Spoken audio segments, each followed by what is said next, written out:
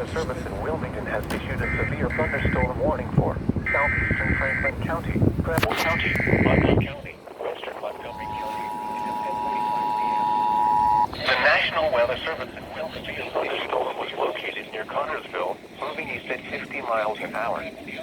Hazard, 70 miles an hour wind gusts and quarter-size hail. Source, 9:43 p.m.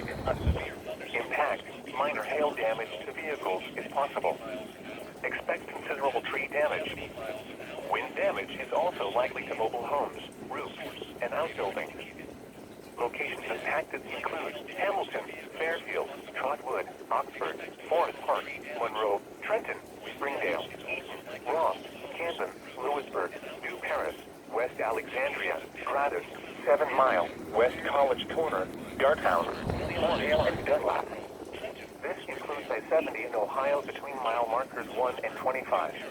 West Alexandria, Gradus, 7 Mile, West College Corner, Darttown, Williamsdale, and Weather Watch remains in effect. This includes I-70 in Ohio between mile markers 1 and 25.